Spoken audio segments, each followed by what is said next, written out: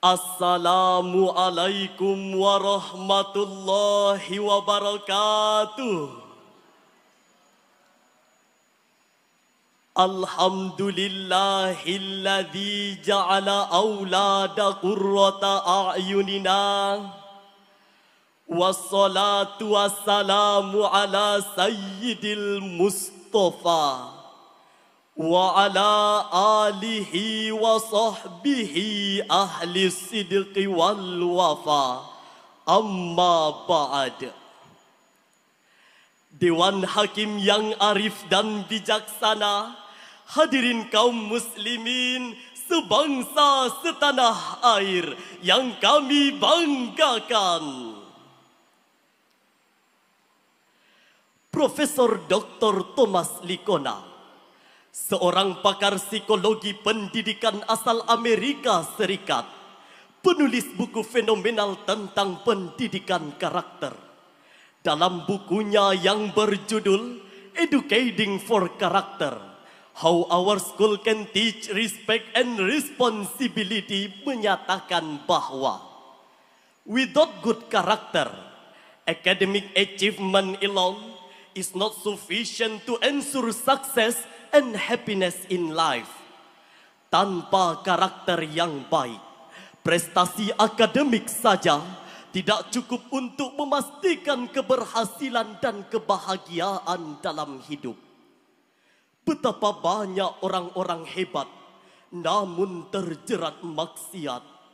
Banyak orang-orang cerdas intelektual namun akhirnya terlibat skandal. Skandal korupsi yang marak di lingkungan orang-orang berpendidikan tinggi, seperti yang dicatat Komisi Pemberantasan Korupsi, bahwa sejak Januari hingga 31 Mei 2024, KPK telah mencatat 100 orang tersangka dan 37 diantaranya adalah pejabat negara eselon 1 sampai 4. Fenomena tersebut, hadirin, membuktikan bahwa masih gagalnya implementasi pendidikan karakter di Indonesia. Indikator kegagalan itu makin jelas terlihat akhir-akhir ini. Aksi buli merenggut nyawa santri, siswa mengancam membunuh gurunya, guru membunuh siswa karena ejekan yang dilontarkannya, bahkan kasus pelecehan terhadap anak-anak di bawah umur oleh kakak kelasnya. Ini menunjukkan bahwa gagalnya keluarga sebagai institusi pertama yang harus menanamkan pondasi agama dan etika. Oleh karena itu, hadirin, pada kesempatan yang penuh ukhuwah ini, kami bertiga akan mengurai kalam ilahi melalui syarahan Quran yang berjudul Peran Keluarga dalam Penguatan Pendidikan Karakter Menuju Jati Diri Bangsa. Sebagai rujukan, Al-Quran Surah Al-Furqan ayat 63 sampai 64 berikut ini. A'udzu billahi minasy syaithanir rajim.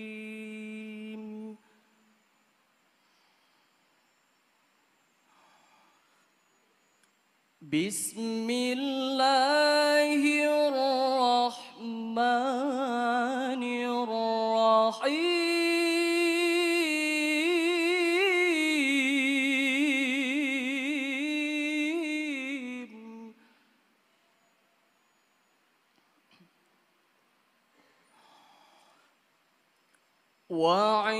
وعباد الرحمن الذين يمشون على الأرض هونا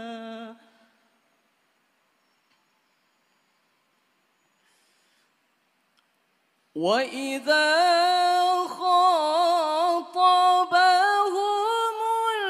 الجاهلون قالوا سلاما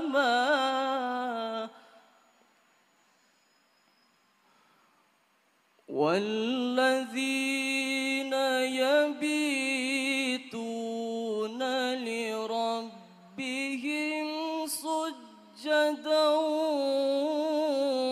وقياما. Aku berlindung kepada Allah dari godaan setan yang terkutuk. Dengan nama Allah yang Maha Pengasih lagi Maha Penyayang. Hamba-hamba Tuhan yang Maha Pengasih itu adalah yang berjalan di atas bumi dengan rendah hati.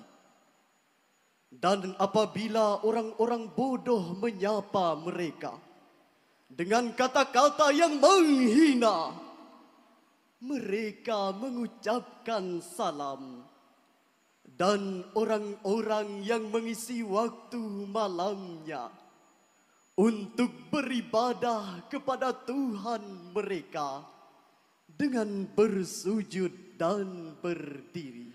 Hadirin, Profesor Dr. Hamka dalam tafsir Al-Azhar juz 19 halaman 5060 memaknai ibadur Rahman dengan hamba dari yang Maha Pemurah yang karakternya menjadi uswah. Kalimat yamshuna alal ard dimaknai berinteraksi dengan sesama manusia. Sedangkan kata hauna dalam kitab I'rabul Quranul Karim wa Bayanuh jilid 3 halaman 27 dimaknai dengan arifku wa sakinah, berinteraksi dengan ramah, santun dan penuh toleransi. Karakter ini hadirin tentu sejalan dengan cita-cita pendidikan karakter yang tujuan utamanya untuk menghasilkan individu berakhlak mulia dan bertoleransi. Bukan mencetak siswa yang doyan berkelahi, suka mengintimidasi, hobi memprovokasi, apalagi membuli. Namun apa yang terjadi di lingkungan pendidikan kita saat ini? Menteri Pendidikan dan Kebudayaan Republik Indonesia Nadiem Makarim mengungkapkan bahwa pendidikan di Indonesia hingga saat ini masih dibayangi oleh 3 dosa besar, yakni intoleransi, kekerasan seksual, dan perundungan. Federasi Serikat Guru Indonesia mencatat bahwa sejak Januari hingga Mei 2023 telah terjadi 22 kasus kekerasan seksual yang terjadi di satuan pendidikan. Sebanyak 202 siswa menjadi korban dan pelakunya adalah orang dalam. Lalu siapa lagi yang bisa kita percaya untuk mendidik generasi bangsa? Jika guru sudah tak mampu menahan nafsu, kepala sekolah sudah tidak amanah, pembina asrama tak dapat lagi dipercaya, penjaga sudah jadi pemangsa. Ini menunjukkan betapa sombongnya manusia. IQ-nya tinggi, tetapi akhlaknya hina. Nafsunya berkuasa hingga tega menzalimi anak didiknya. Sungguh ini sangat jauh dari sifat ibadur Rahman, hadirin. Selanjutnya, kalimat wa idza khotabahumul jahiluna qalu salama ditafsirkan oleh Al-Imam Ibnu Katsir dalam tafsir Al-Quranil Azim juz 19 halaman 128. Ajabuhum bil ma'rufi minal qaul. Jika orang jahil mengganggumu, maka jawablah dengan perkataan yang baik. Ini berarti bahwa pentingnya sifat sabar agar anak muda mampu mengendalikan emosinya sehingga tidak mudah terprovokasi, berkelahi dan membuli. Inilah yang dicontohkan Rasulullah bahkan ketika dihina dan disakiti, sebagaimana yang diriwayatkan oleh Imam Bukhari dari Anas bin Malik radhiyallahu anhu. Aku berjalan bersama Rasulullah Beliau mengenakan selendang Najrani yang kasar tepinya. Lalu seorang Arab Badui datang dan menarik selendang itu dengan keras. Hingga aku melihat bekas tarikan itu di leher Rasulullah. Kemudian Arab Badui berkata, "Hai Muhammad, perintahkanlah agar aku diberi harta oleh Allah yang ada padamu." Lalu Rasulullah menoleh kepadanya, tersenyum dan memerintahkan agar dia diberi harta.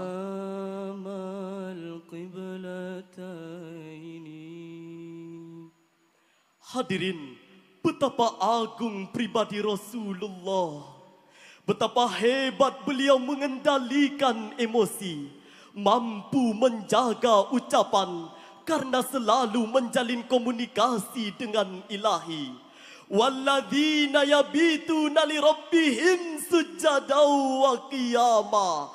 Orang-orang yang mengisi waktu malamnya untuk beribadah kepada Tuhan mereka dengan bersujud dan berdiri. Inilah tujuan utama pendidikan Islam, hadirin, yakni bertaqarrub ilallah, selalu mendekatkan diri kepada Allah Sang Pencipta. Demikian yang ditegaskan oleh Hujjatul Islam Al-Imam Al-Ghazali dalam kitab Ihya Ulumuddin jilid 1 halaman 10. Lalu hadirin, karakter apa saja yang harus ditanamkan keluarga untuk mendukung penguatan jati diri anak bangsa? Sebagai jawabannya, mari kita simak firman Allah dalam Al-Quran surah Luqman ayat 17 berikut lantunannya. Ya bunayya aqimis salata wa'mur bil ma'rufi wanha 'anil munkar. وأمر بالمعروف وانه عن المنكر واصبر على ما أصابك إن ذلك من عزم الأمور.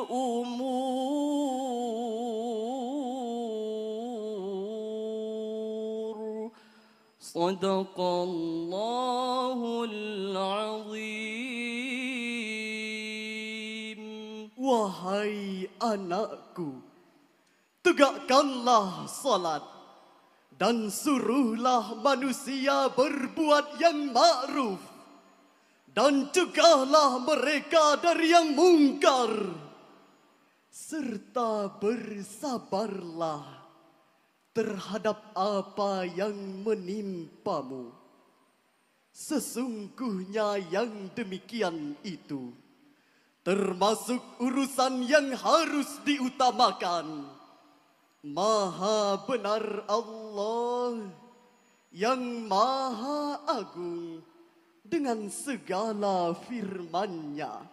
Hadirin, Al-Imam Al-Qurtubi dalam tafsir Al-Jami'u li Ahkamil Quran jilid 16 halaman 379 menjelaskan bahwa ayat ini berisi tentang 3 ketaatan paling besar yang diajarkan Luqman kepada anaknya sebagai pembentuk jati diri.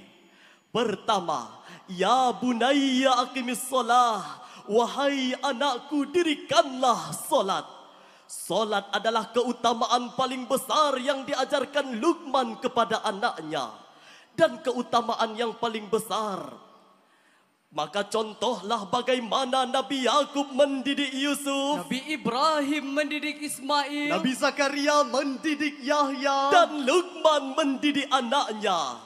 Sehingga fungsi ayah sangat berarti. Anak-anak akan kehilangan jati diri jika ayahnya tak peduli. Betul hadirin? Sebagai kesimpulan dalam syarahan kami, penguatan pendidikan karakter harus dimulai dari hangatnya hubungan orang tua dan anak di dalam keluarga.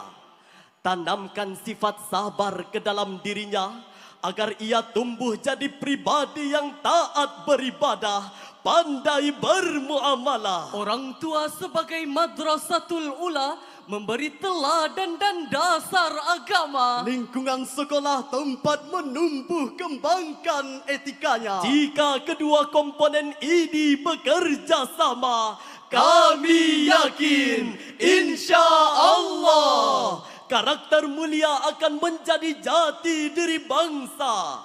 Mari anak-anak Indonesia belajar agama sejak dini agar tumbuh karakter Qurani. Kita jadi generasi yang memiliki jati diri untuk kejayaan NKRI. Mari tanamkan budi pekerti. Budi pekerti yang Qurani. Jangan goyah, jangan pasrah, jangan menyerah. Jaga diri, bekali diri, raih prestasi. Ya salam. Cukup sekian syarahan kami. Terima kasih. Sampai jumpa. Assalamualaikum warahmatullahi wabarakatuh.